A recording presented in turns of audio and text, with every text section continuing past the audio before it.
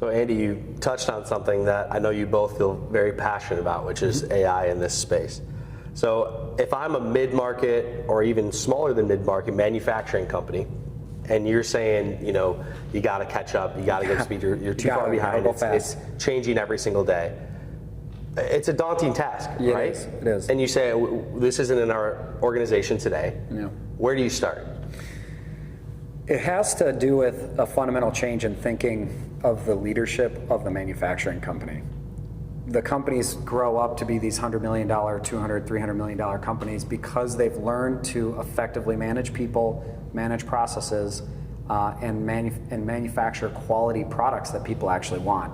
And in that swirl, nobody is ever brought into the company to help engineer an enterprise architecture and set a roadmap for software excellence. And for this reason, we end up with a lot of dilapidated systems, a lot of software, legacy software systems that are hard to maintain. And the way you teach a company to believe that software is not a cost center, but it is a revenue driver, is by showing them what's possible at the kind of really the core thinking leadership level of the business. And it's easy to do that. You can show efficiency gains that are very easy to achieve with modern software systems. And so it's just a change of thinking, I think. What do you think about that, James?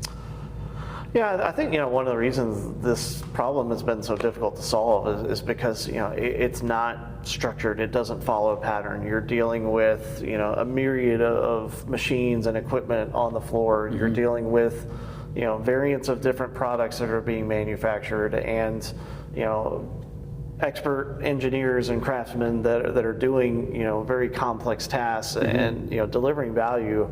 But all that data tends to be locked up inside people's heads because it doesn't naturally flow into a very simple if this then that type programming flow. And so I think for me one of the things that AI really unlocks is if we solve that data issue and we get some of that information together, then we have a whole different way of thinking about things like generational knowledge transfer and how can we harness the power of this technology to help make decisions all over the place, because it's happening in real time.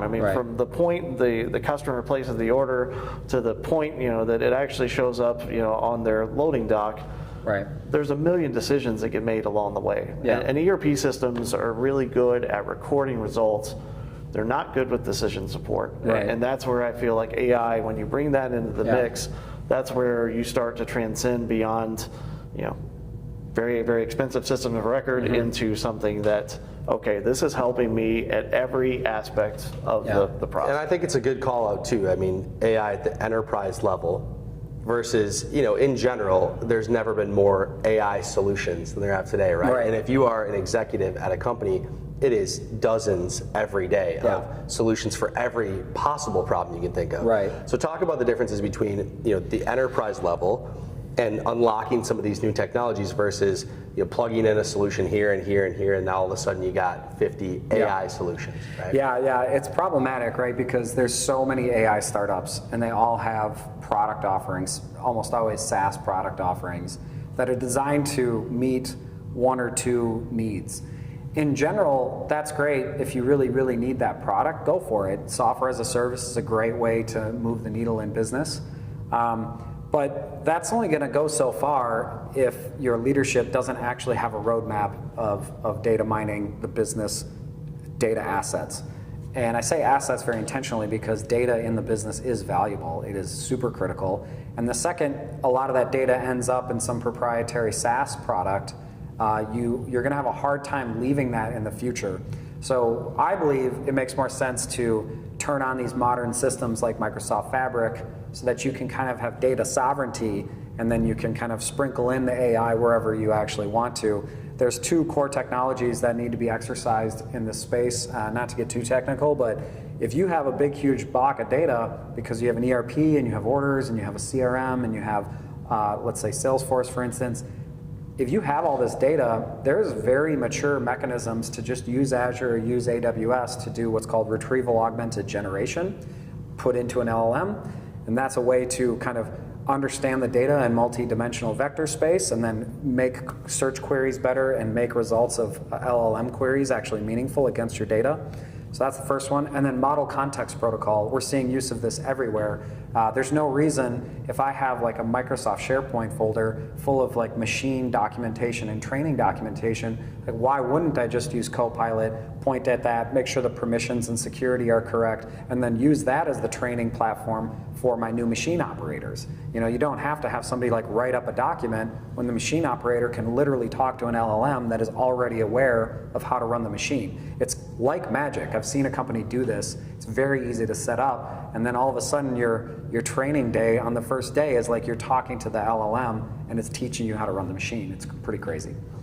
Yeah, with the agent-to-agent protocol too, you know, I think all these little, you know, pockets of agents, you know, you start to see like this network start to emerge, and an ability to, you know, almost have an operator. You know, I need help with this. Can you direct me to the right agent that can help me with whatever task? And so, you know, it builds over time, and I think you hit the nail on the head. I mean, you know, it starts with you know, having that central data platform, data sovereignty, data strategy, data governance, you know, really having, you know, a thoughtful way of, sure, we can, you know, add some little pieces here, but let's also be looking at the big picture. I think leveraging the tools that you have access to today, right? Instead of just going out and purchasing bolt-on solutions for every possible thing. Right? We talk about SaaS sprawl, right? And and managing all these different you know, products that you might have, but unlocking what you have today and trying to improve and taking those, you know, kind of step by step. Right. Can I take this one? Yeah. So a lot of ways that this SaaS sprawl occurs is because your core leadership changes over time as the business evolves, of course, and everybody has new thoughts and new ideas about how to tackle these business processes. It really is important that the core leadership has a vision for what enterprise architecture looks like within the business. And then once you have that, you can start having that data sovereignty that we just talked about. And then once you have that, you can start levering the value of AI with your data. So it's a core set of thought processes that are important, but you have to be careful of that ERP sprawl. ERP sprawl is one way to describe it, but really the meaningful way to tackle it is to say, it's not sprawl, it's a composable ERP that is intentional. And as soon as you start talking about your ERP being composable of many kind of core pieces of concepts, you're not just stuck in SAP, for instance, with all of your, you know, business logic locked up in ABAP code. You're able to kind of bring in new developers because you're using standardized you know, software technologies and things like that with your data scientists, et cetera. And so it's a composable, intentional ERP, and you can build that on top of any kind of product of ERP that you might find is appropriate for your business with these cloud services. So yeah, we talk a lot about composable ERPs. Yeah. Yeah.